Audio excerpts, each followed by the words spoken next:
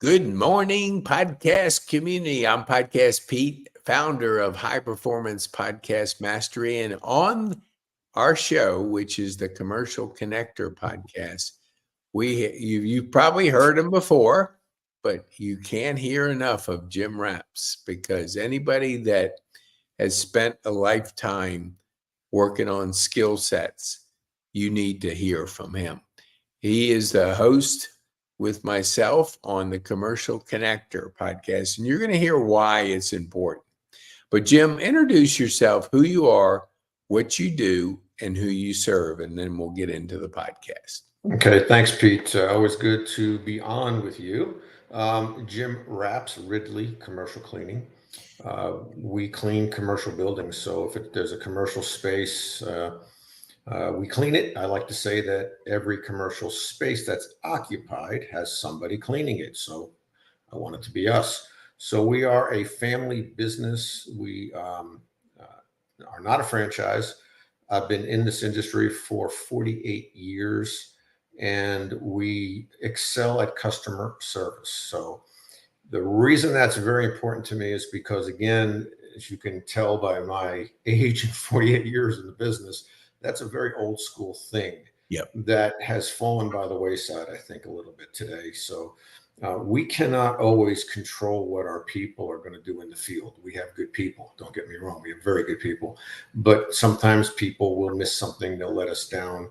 But what we can control is what goes out of this office and how we respond to our clients. And we're very, very good at that. And it's very important to us that we continue to do that well. Yeah, and it speaks for the success of your business. I know you're in the growth stage with your daughter, and you're really bringing what I love is the family business mentality to an industry that doesn't have a lot of family-owned businesses. It's usually big corporations, but yeah, not of our size. You'll yeah. have some really small ones that clean a couple of buildings, and it may or may not even be a true business. Yeah, and that you brought up a good point, because just because you have a business card, all business cards are not the same. Like, all businesses are not the same. We had an event at Grace Church this past Saturday, and I'm down there getting ready for it, and I see one of the ladies who does admin there, Gabby. She's doing some cleaning. I said, "What are you doing?" She says, "I'm cleaning." I said, "You do that?" And she goes, "Yeah, we do everything." And then all of a sudden I found out there's more to it. But my point is, a lot of people, they employ the current employees because they think, and this is what I want you to talk about. They think, okay, I'm going to save some money. So I want you to speak to our viewers that, and not that it's apples to apples, because it's important for people to understand, because I've seen it more times than I can admit. My physical therapist did the same thing. When you have somebody on staff that's taking the responsibility of cleaning, what would you say to those people? What do they need to understand that I think can shift their thinking and have a better way of approaching things like that? That's a really good question that I'll have to be very careful to be as concise as I can be. Everybody thinks they can clean, and a lot of people can. But can you clean effectively? Can you clean for health? And can you clean for profit? So let's look at a church that may have a lot of volunteers, all right? Yeah, they can clean, and if they're volunteering and if they have other duties, then sure, you can save money, no question. But if you have a business where you hire somebody to clean, that's their job, usually you'd be surprised that we could save the money over what it costs them to hire that person to clean their facility. Almost all the time I can. When you take into consider chemicals and equipment and all the insurances that you need, and the training and the uniforms and the sick days and everything else, vacation, medical, you consider all those things. People don't really understand sometimes what it does cost to hire somebody to clean a building, because they're looking at, all right, I'm paying them 18,000 or 20,000, whatever it is a year to clean, part-time, whatever. Normally we can come in cheaper, but it doesn't work well when you hire somebody to say be the front desk person, or somebody to be, I don't know, you name the job description, and then, oh, by the way, clean the toilets. They don't want to do that, and it's going to show usually in their job performance. They're not going to probably be there very long. And there's another thing too, when I say clean for health, that's real important. And it was important to me before COVID, and COVID kind of made it like, whoa, it's a big deal, right? Mm-hmm. All of a sudden people are thinking about disinfecting surfaces and touch points and all that. There are right ways and wrong ways to use a disinfectant, you know? So all these things we're well versed on. We train our people well on how to do it. We retrain them. And this offers a much more complete service to our client base. And like I said, typically we can do it for less than they really expected it to be, and we do it better. Mm-hmm. Yeah, you know, I think what I have seen in talking with people is they're thinking that they're saving money.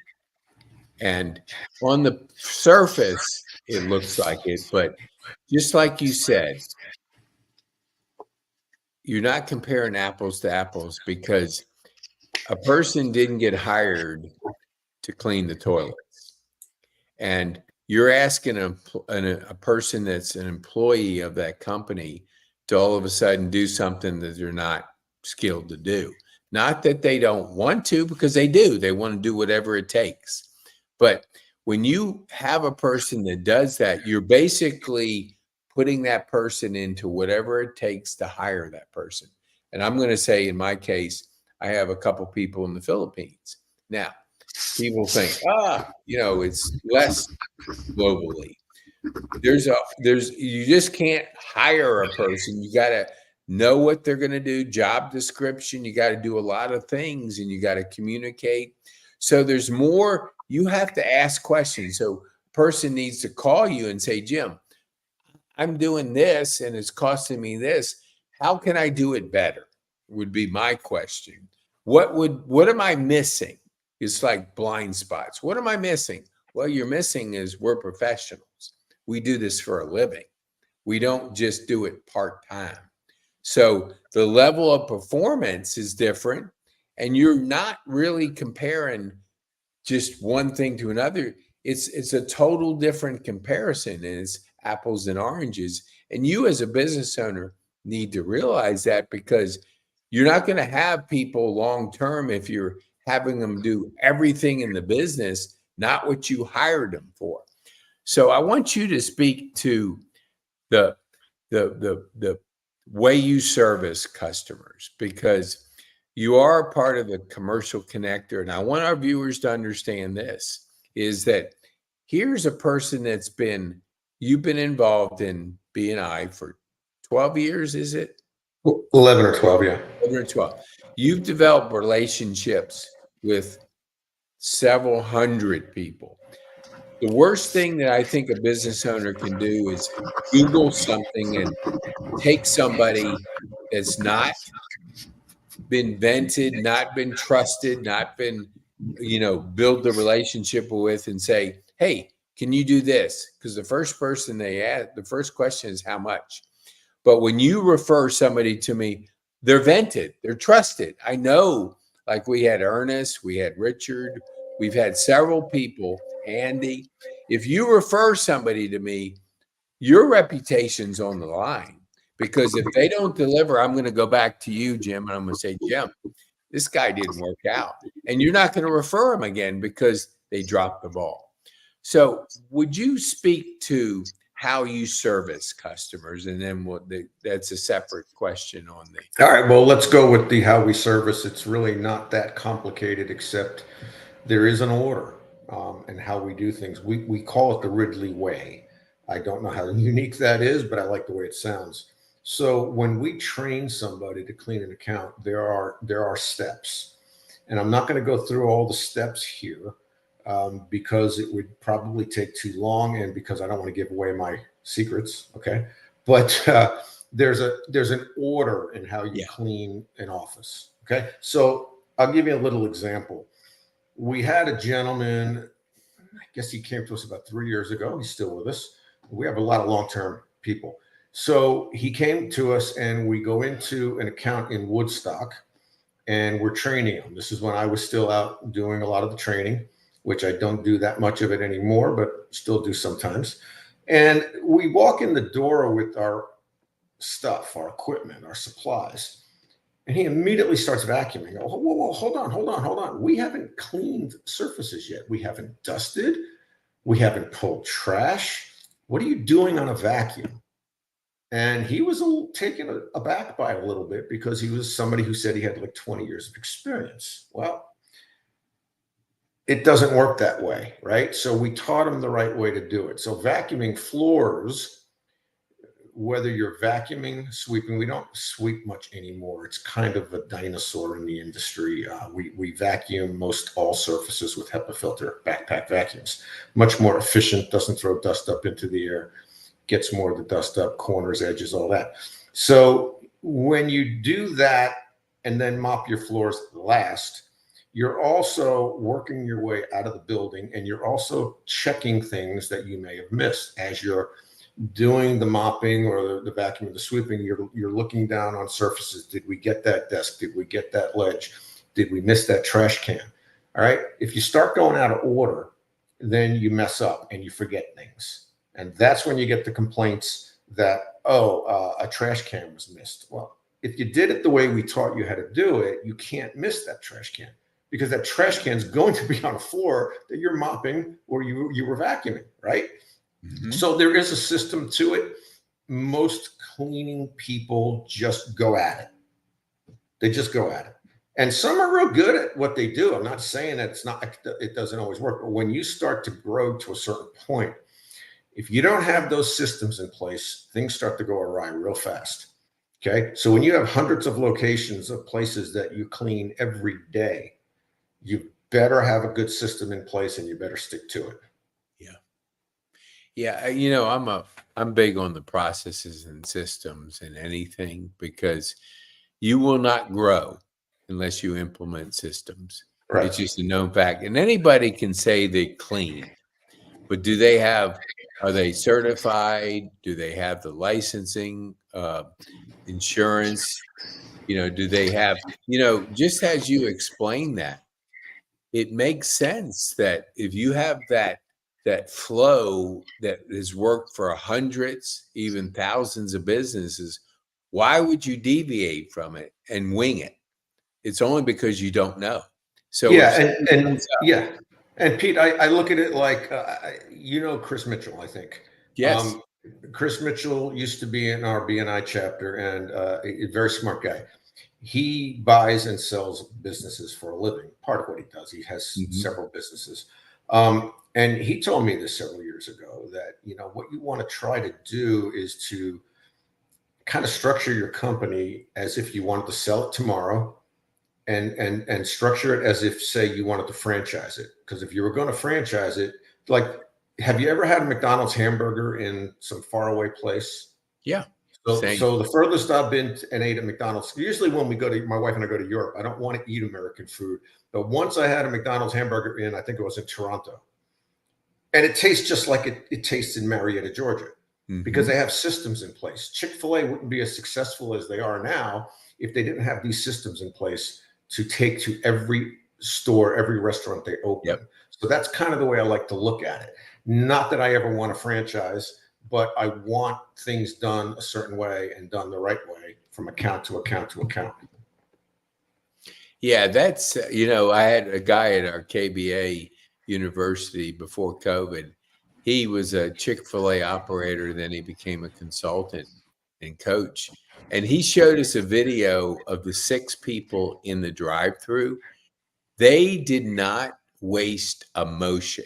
It's They're like great. A person had their thing. It was like music in an orchestra. It flowed. And I used to know, well, I still do know him, but he used to be local marketing for Chick-fil-A. And I remember when we were in small groups, he said, they waited 5 years to introduce the milkshake. Not that they couldn't introduce it, but they had to make sure that drive-through time didn't clog up their drive-through. So it was like they had it 6 years before they introduced it. Took them that long to make sure that the proper time flow didn't have those Chick-fil-A's wrapped around. They still are wrapped around, but it would have been a bottleneck. Yeah, but Pete, perfected. Have you ever gone to a restaurant where there's a long wait and you go, I don't know, I think I'll leave and go someplace else? Yeah. When we pull up to a line, a Chick-fil-A line, which is usually a double line, they've perfected that as well. And it's wrapped around the building and into the street. It doesn't faze us at all. Because we know that line is going to move fast. It moves. Yes. Because they got it right. And I also don't understand this. This is probably way off topic, but what the heck? I don't understand for the life of me why every other fast food chain doesn't try their best to copy the way Chick-fil-A does it. Yeah. Right? I mean, most of them are terrible at it. Chick-fil-A's mastered it. Yeah. Well, I think it's like people, and I was on a previous podcast with Michelle Chapman, and she does data, financial analysis, kind of like Todd, but in a different area. And she was on that fractional podcast with Todd and Todd's been on yours. But what I was talking to her about when I first got back to networking after being out for a couple of years, I went to a Wake Up KBA, which is held at a business. And it was the first one I went to. It's when I actually met Farrell for the first time. And we were talking, and these people, they opened up a coffee shop right down the street, right across the street from my PGA Superstore. So I go there fairly often. Well, the other day I said, let me pop in and see how they're doing. I pull into the shopping center, gone, out of business. No sign, no nothing, vacant. Less than a year, 9 months. Now, leases. You don't sign a 1-year lease. You sign a 3-year lease most of the time. They're going to be paying for several more years. Just because you can open up a business doesn't mean you're going to succeed. And it's not easy. So when you say that you put systems in place, so when I look at commercial buildings, there's plenty of people that print up a business card and they're going to be a commercial cleaner, and they don't have a clue to what they're doing. So Pete, I just was called the other, what's today? Thursday, Tuesday, actually received an email, and it was a gentleman out of New York, and they have a facility in Kennesaw. And he asked if I could give them a quote on cleaning. We arranged with a few emails back and forth. I went over and I met with them, and I gave him a price for a once-a-week clean at a very good number, okay? He wrote back and said, I've done my homework. I'd really like to hire you guys, but the lady before you was, I'm not going to give you the numbers, but the lady before you it came out to be $50 a clean less. And I said, Vincent, I would love to work with you guys, but I can't do that. I said, you had a lady cleaning your building. I have general liability. I have workers' comp. We're bonded. We pay our taxes. We have rent to pay. We use top grade chemicals and equipment. We're a real business.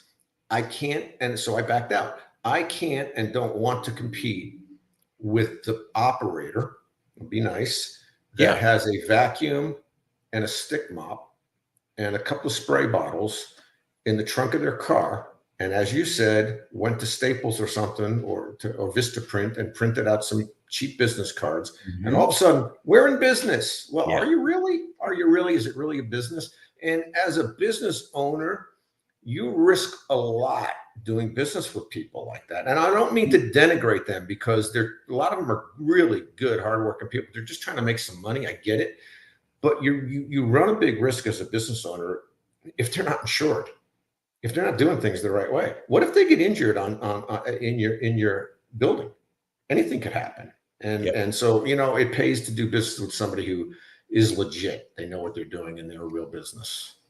And it's a responsibility of the owner to ask those questions, because you don't know what you don't know, but you know that you should ask. Are you insured? Yeah. How long have you been in business? Yeah, How Pete, I find that, team? the local smaller ones, let's say a 2 to 4 person office that's locally owned, they hardly ever ask for anything.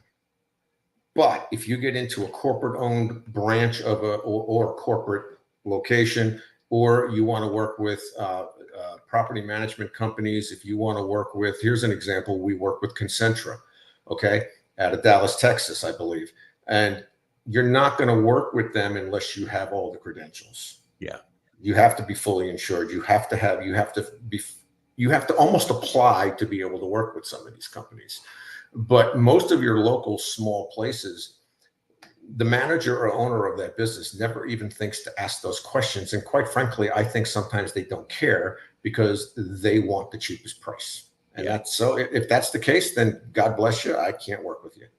Yeah. You roll the dice, and if you want to roll the dice, that's fine. Everybody has choices. Now, I want to get back because I think it's something that we don't always consider. And that's why we have you as the host of the Commercial Connector. When you have somebody that has the relationships that you built over your whole career, when somebody knows that they can go to a person like you, that you meet weekly with your B&I, Business International. So you build up those relationships with, I think, 70 people that are now part of it. So you look at 70 people that you meet on a weekly basis. When you call Jim and you say, Jim, do you know an HVAC guy? Well, happen to do. And I've been knowing him for 6 years, whatever the time is. And you trust him, and you know you can refer him and know that he's going to do the job for them. That's a value that I don't think people truly understand. So I want our viewerships to really understand that you hire Jim and Ridley Cleaning to do a job. Now, they're going to do it because he's been doing it 48 years. So he's pretty darn good at it. He has systems in place. But more importantly, he has relationships in this community that you can't put a price on, because when you need somebody in a pinch, that's not easy to find. You can't find a plumber Friday night without paying triple the rates because you have no relationship with them. You're calling them on Google. You're just Googling somebody. That person's going to take you to the cleaners. And I think the point I want our viewers to truly take home from our podcast is you get more than just a person that's going to have a family business, going to call you back, is going to give you a fair price. He's been in the community for years, works with his daughter, and you have a family business, but you have a trusted referral source that you can say, Jim, do you know this person? Do you know this person? And you're going to be able to say, yes, I meet with them every week. Yes, I have a good person that can do this. So I want to challenge our viewers, because I promised that I wouldn't keep you that long here, Jim. I want to put up here your information. So give our viewers, how can they get a hold of you or Nate, your operations manager? Yeah, so my phone number is up there, 404-309-6093. My email, Jim@Ridley, RIDDLEYLLC.com. Nate's information's up there as well. For a second, I just want to go back to what you were just saying. Yeah. Just yesterday, I was communicating through email with a local martial arts studio that's right down the street from our office here, who's a good client of ours. And I could tell in the emails that she was really needing a handyman. And I was able to refer the handyman that I know to her. So I offer to our client base that resource, that you don't have to go Googling for a plumber or an electrician or a painting company or a landscaper or whatever it is. We have it. And we also have some phenomenal attorneys and realtors and people that do all kinds of things. So that's a resource I also try to offer to our clients, and I don't make any money on that. Okay, I don't. It's not a profit center for us. It's just something that we offer to help them out. That's it. It's a value added benefit by doing business with you that when you need somebody in a pinch, just like my Apollonio. I was going to say, I was trying to think what do you call it? Sunroof. It locked. Yeah. It was open. And this was hilarious. I called the people in my complex. I said, hey, can I borrow a garage? It's going to rain in a couple of days. Oh, no, we don't have it. You got to do this. You got to sign this paper. So I'm scrambling because it's getting ready to rain. And you don't want a sunroof open when it rains because that ain't good. So I called Jim and he goes, yeah, you can borrow my garage. And then I said, hey, where's Mike? And you told me. And I said, so I parked my car in the garage. It stays clean. It stays dry. Besides knocking your garage door sensor off when I was pulling You did. out. You tore that thing off. Yeah. Yeah. I mean, he's going like, that's shut. You jumping out of the truck and you're getting it. I knew I hit something. I didn't know what I hit, but I hit your sensor. So anyway, but for our viewers to know, we go down the street. You take me to Mike at what's his Advantage Auto Care on Advantage Auto Care.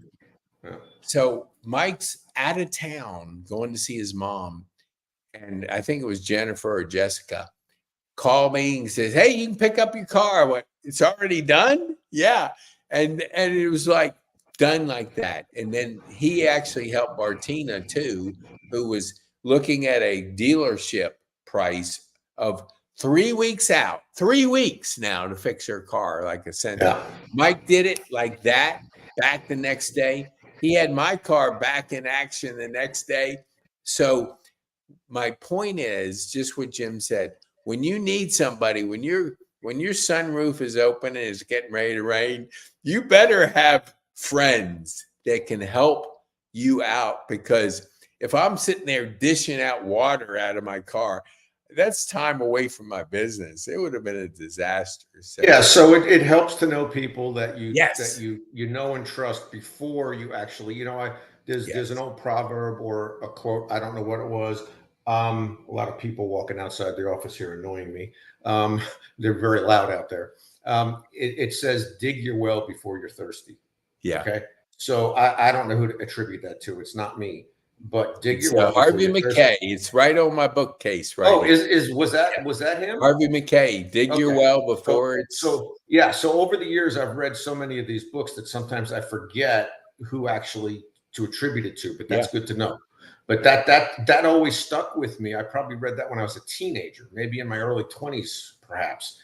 But you don't wait till the last minute to try to figure things out. It's just never a good thing to do. So, well, we always have to have a commercial break. And so for our viewers, don't leave, because I want to give you a commercial right here. Because if you don't have commercials, you don't have anything, because they pay for our tabs. So our first collaboration book project will be put together here. Chapters, when Jim said trusted people, we put people on this podcast because we want trusted people to be in our community, safe community.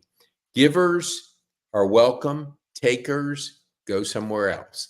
But right now, if you've been a guest, you can get in a chapter in the book for $500. You get in our book. Then if your budget is low and you don't have $500, $50, you can get a mention in there. $350. Now, what does that mean? It's podcast. It's High Performance Podcast Academy. What does that do? Today, information, content creation is important.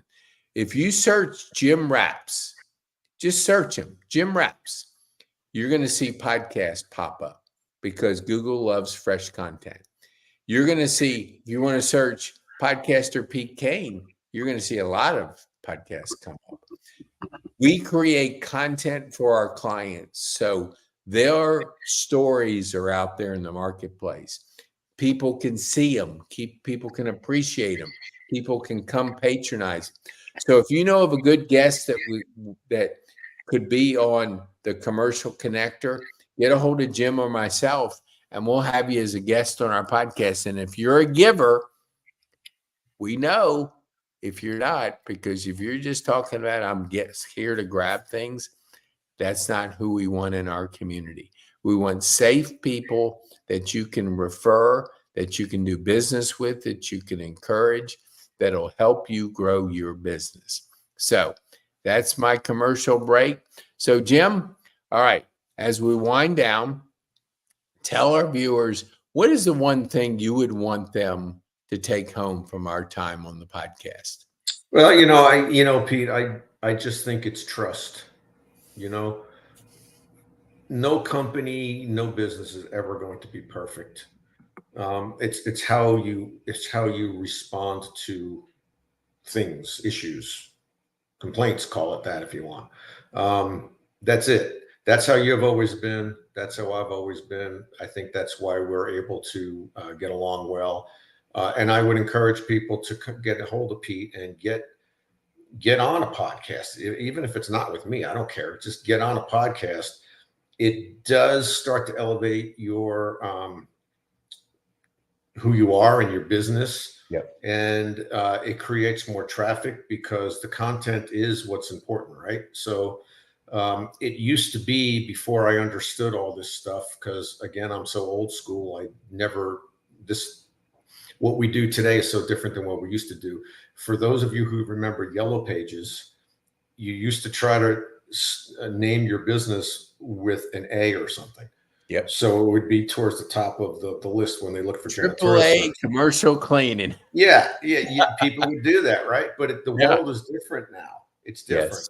And since I started to understand that more, we do now have a very nice online presence, and we're continuing to tweak it and grow with it. And it causes the phone to ring.